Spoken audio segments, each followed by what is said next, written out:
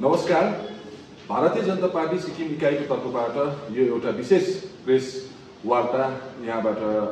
प्रसारण हामी गरिरहेका छौं र यहाँहरूलाई विदित भएकै कुरा हो कि अहिले राष्ट्रिय स्तरमा नेशनल हेरल्ड केसको विषयलाई लिएर धेरै वाद विवादहरू चर्किरहेको छ र यहाँलाई जानकारी गराउनु पर्दा नेशनल हेरल्ड न्यूजपेपर जुन न्यूजपेपर 1938 सालमा सुरु गरिएको थियो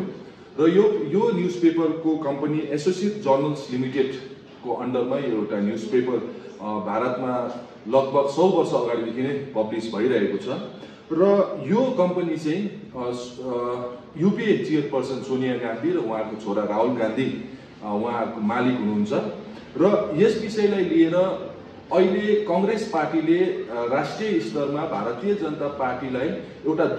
दोषारोपण गरिरहेको छ र त्यो दोषारोपणमा चाहिँ उहाँहरूले के भनिरहेको छ भने भारतीय जनता पार्टीले चाहिँ पोलिटिक्स अफ भेन्डेटा अथवा जुन चाहिँ बदलाको भावनामा राजनीति गरेर कांग्रेसको प्रेसिडेन्ट र कांग्रेसको चेयरपर्सन यो दुवैजनामाथि सोनिया गान्धी र राहुल गान्धीमाथि चाहिँ फल्स केस लगाएको हो भनेर एउटा न्यारेटिभ क्रिएट गर्न कोसिस गरिरहेको छ। तर यहाँबाट हामी एउटा स्पष्ट रूपमा के भन्न चाहन्छौँ भने यो केस जुन चाहिँ नेशनल हेरल्डको केस छ यो आज बीजेपी पार्टी सरकारमा आएर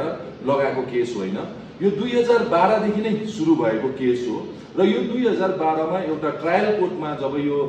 केसको कम्प्लेन त्यहाँ दर्ज भयो अथवा यो केस सुरु भयो तब उहाँहरूले त्यो केस हुनु हुँदैन भनेर कोर्टमा आफ्नो दलिल पेश गरेको थियो कांग्रेस पार्टीको तर्फबाट। तर कांग्रेस पार्टीको दलिललाई खारिज गर्दै कोर्टले यो केस बन्द गर्नु मानेन। त्यसपछाडि हाईकोर्ट अफ दिल्लीमा 2015 सालमा फेरि यो केस जब सुनवाईमा आयो तब पनि यो केसबाट चाहिँ उहाँहरूको नाम हटाइनुपर्छ भनेर उहाँहरूले फेरि दलिल पेश गर्नुभएको थियो। तर हाईकोर्ट अफ दिल्लीले पनि यसलाई आफ्नो संज्ञानमा लिँदै यो केसलाई चाहिँ खारिज गर्न उहाँहरूले मानेन। अनि त्यसरी नै सुप्रिम कोर्टमा पनि 2016 मा उहाँहरूले आफ्नो वकिलको फौजै लगाएर यो केसलाई चाहिँ रद्द गर्नुपर्छ भनेर माग राखे तापनि सुप्रिम कोर्टले चाहिँ प्राइमा फेसिया त्यहाँनिर केही गडबडहरू भएको र करप्सन भएको भ्रष्टाचार भएको कुरालाई मध्यनजर राख्दै यो केस बन्द गर्नु मानेन। अनि त्यसो भएपछि अहिले आएर 2025 मा इन्फोर्समेन्ट डाइरेक्टरेटको निर्देश अनुसार र उहाँहरूले जे इन्भेस्टिगेसन गर्यो त्यो इन्भेस्टिगेसनको आधारमा चार्जसिट फाइल भइसकेको छ। अनि जब यो चार्जसिट फाइल भयो तब त्यसमा मुख्य आरोपीको रूपमा यूपीए चेयरपर्सन सोनिया गान्धी र उहाँको छोरा राहुल गान्धी यसको मुख्य अभियुक्त हुन पुग्यो। र यसो हुँदाखेरि जब उहाँहरूको यो करप्सन बाहिर आयो, जब ईडीले यो चार्जसिट फाइल गर्यो र त्यो चार्जसिटमा जति पनि विटनेसहरू छ, जति पनि त्यसमा सबुतहरू छ, जति पनि प्रुफहरू छ, त्यो प्रुफहरूलाई एउटा एक ठाउँमा ल्याएर जब यो केसलाई अघि बढायो तब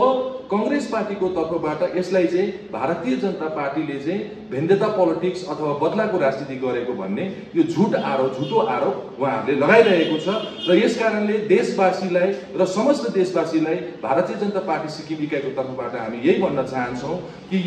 यसमा भारतीय जनता पार्टीमाथि जुन चाहिँ आरोप आएको छ त्यसमा कुनै सत्यता छैन। जबकि उहाँहरूले नै यो एउटा जुन चाहिँ एसोसिएटेड जर्नल्स लिमिटेड भन्ने कम्पनी थियो त्यो कम्पनीलाई चाहिँ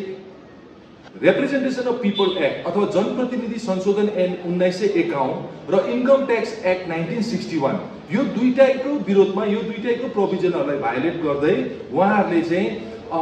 90 करोड रुपियाँ चाहिँ कांग्रेस पार्टीदेखि यो जुन चाहिँ नेशनल हेरल्ड न्यूजपेपर अथवा एसोसिएटेड जर्नल्स लिमिटेड कम्पनी छ यो कम्पनीलाई उहाँहरूले ऋण दिएको थियो। जबकि रिप्रेजेन्टेसन अफ पिपल एक्ट 1951 र इन्कम ट्याक्स 1961 को अन्तर्गत चाहिँ कुनै पनि पोलिटिकल पार्टी चाहिँ बिजनेस एक्टिभिटीमा इन्भल्भ हुनु पाउँदैन भनेर स्पष्ट रूपमा लेखिए तापनि उहाँहरूले उहाँहरूको सरकार कालमा उहाँहरूको भ्रष्टाचारी जुन चाहिँ सोच छ त्यसलाई अघि बढाएर चाहिँ उहाँहरूले 90 करोड रुपियाँ यो एसोसिएटेड